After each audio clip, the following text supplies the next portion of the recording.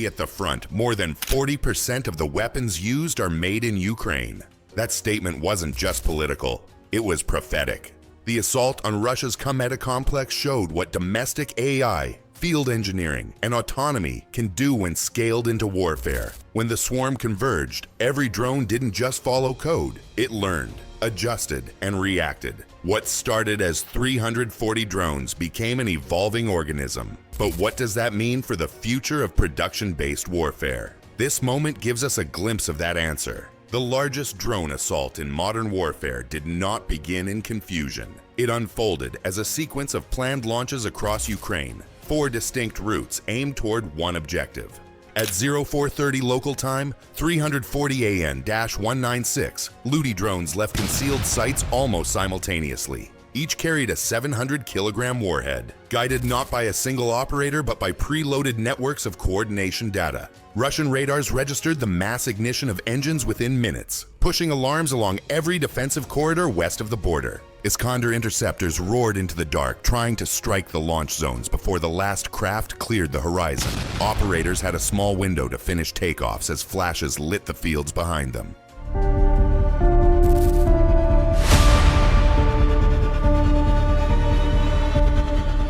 By the time those missiles struck, 4 separate swarms were already inbound. The northern force entered Russian airspace near Sutsa at low altitude, climbing and dipping through valleys to stay beneath radar resolution. The terrain offered both protection and danger. The 92 N6E gravestone radar swept the sector with long-range precision, but the drone's composite frames reflected so faintly that returns blended with bird clutter. The Skynote S system on each craft compared real-time optical data with stored satellite maps, building a moving 3-dimensional picture of the ground. Even so, 12 were lost to navigation errors and mechanical faults before dawn. Silent reminders that software could misread its own surroundings under stress.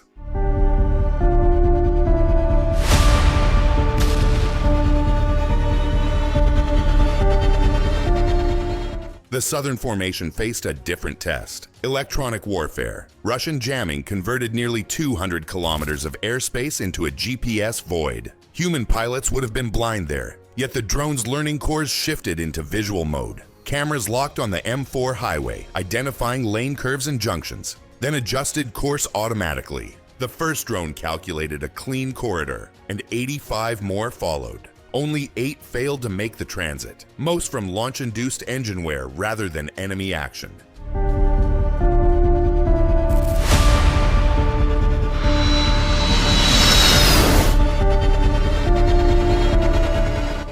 East of them, things turned violent. 4 Su-35s chased the incoming drones, unleashing volleys of R-77-1 missiles. The jets hunted low to keep radar locks, exposing themselves to their own risk zones. 32 missiles reduced 15 drones, but the exchange rate was brutal. One missile's cost exceeded an entire squadron of AN-196. Even as debris burned over farmland, 65 survivors continued toward the central rally point.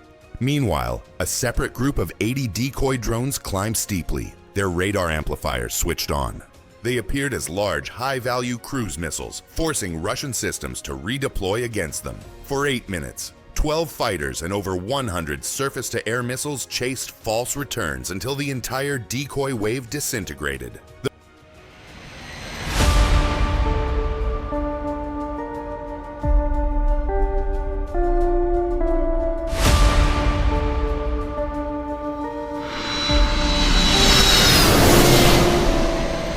The main swarms continued almost unnoticed through that gap. Fragmentation had achieved its purpose. Too many moving threats for centralized defense to prioritize. Each independent unit processed terrain, analyzed radar pulses, and shared reformatted path data without broadcasting a vulnerable command link. By dawn, the surviving waves had endured jamming, interception, and misfires, yet still moved in coordination. Roughly 180 kilometers from the Cheboxy region, those separate currents began to converge, their individual processors synchronizing for the first time. They had not struck yet, but the union forming in the sky would soon redefine what an autonomous weapon network could become.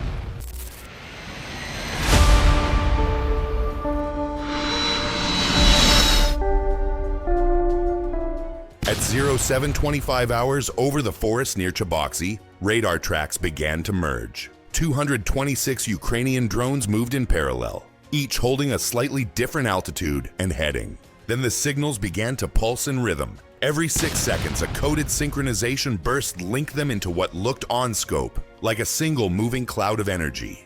Engineers monitoring from mobile command vans saw their telemetry flatten into uniform spacing, temperature, and throttle outputs. What had been 4 swarms now moved as a single deliberate formation carrying clustered data from hundreds of prior engagements stored in each Skynode S-core.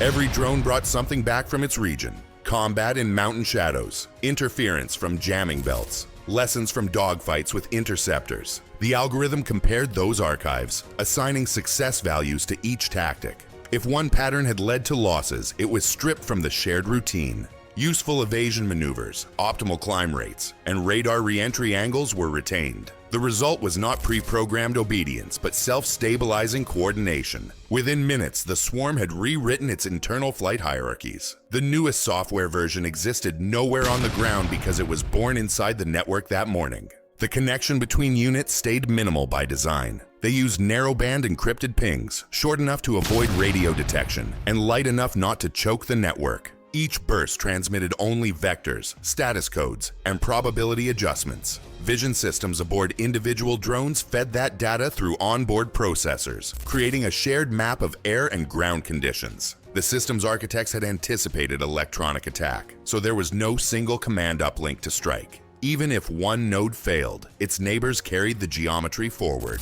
Operators watching through command relay trucks realized they were no longer piloting every move. Autonomy had filled in where remote hands could not keep pace.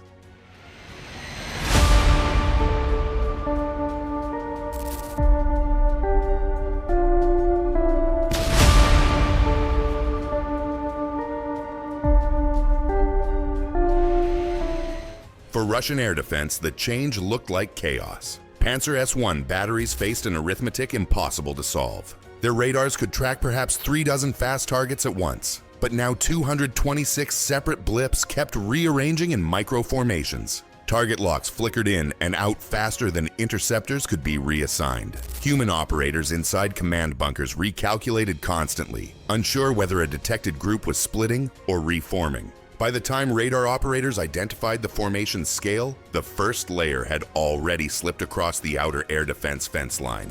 The convergence shifted the swarm's nature entirely. Technical analysis later showed that response latency, time between detection and countermeasure, had dropped below what human crews could achieve.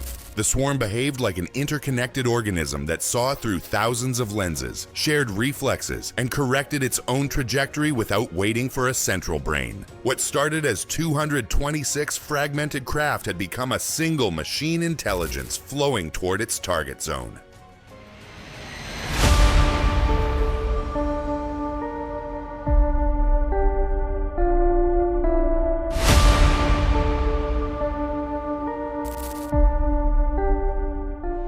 And what it did next would exploit every hole in point defense logic that Russia had trusted for years. At 8:30 local time, Russian radars locked onto the first group cresting a forest ridge east of the Cometa industrial complex. 40 Ukrainian drones entered view at once, their signatures faint but steady. Operators assumed it was a standard strike run and issued automatic intercept commands. Pancer S1 launchers fired twin bursts of surface-to-air missiles with textbook timing. White smoke cut through the sky, contrails climbing to meet the approaching shapes. The first wave detonated in midair before contact, each explosion marking a successful intercept. Yet with every missile launched, reload timers began to count down, seconds that the swarm was already computing how to use.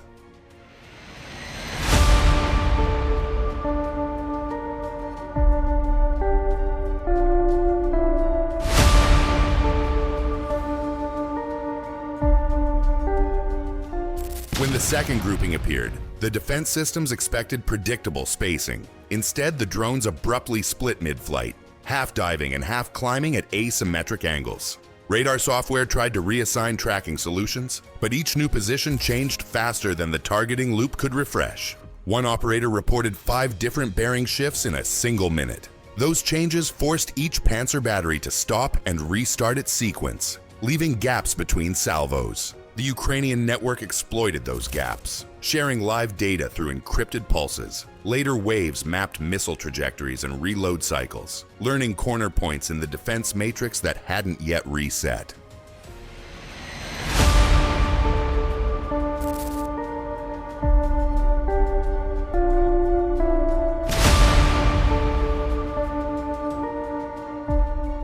Smoke plumes from earlier interceptions began to thicken over the facility. Normally, that haze would obscure guidance systems. This time, the swarm used it as cover. Thermal sensors on each drone interpreted the heat columns as waypoints, slipping through overlapping layers of exhaust and cloud to disguise their own signatures. Russian operators tried to switch to infrared tracking, only to find readings distorted by dozens of overlapping heat sources. It became impossible to tell where confirmed kills had occurred and where decoys remained. What looked like chaos in the camera feed was an engineered backdrop that cloaked the real attack vectors.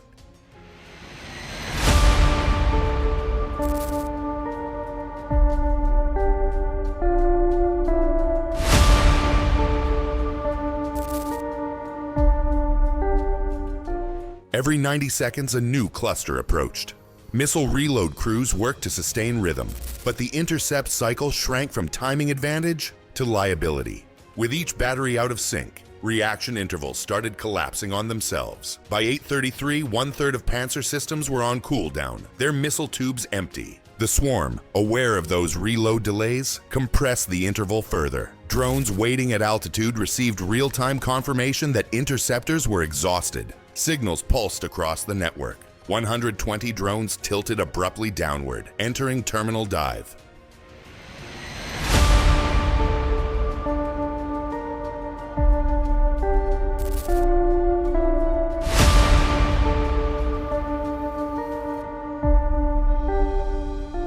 At 8:34, 15 seconds of consecutive impacts tore through the compound. Storage tanks ignited into rolling bursts. Secondary detonations traveled along buried conduits, and transformer yards erupted into arcs of power. Electrical grids feeding the district flickered and went dark. With water pumps disabled, internal fire systems lost pressure. Observers miles away saw the glow expand as substations cascaded offline one after another. The breaches across Cometa were not achieved by numerical swarm mass alone, but through coordinated logic that dismantled defense timing itself. The damage to that facility was immense, yet the meaning extended far beyond one destroyed target.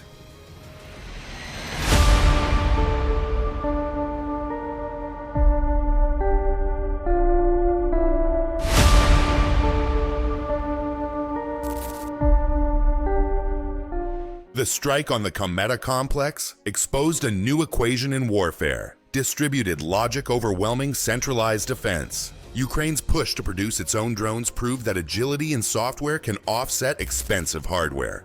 By focusing on domestic production, the country aims to meet at least half of its army's needs, reshaping how nations think about cost and innovation. This shift carries weight beyond the battlefield, signaling a change in global defense economies. Traditional military structures built on scale now face adaptation to speed. When war begins to learn on its own, the real question becomes who controls the learning curve next. If you want to keep pace with the autonomous future of warfare, like this video, comment below on how you think traditional defense will adapt to the swarm, and subscribe to never miss a tactical deep dive.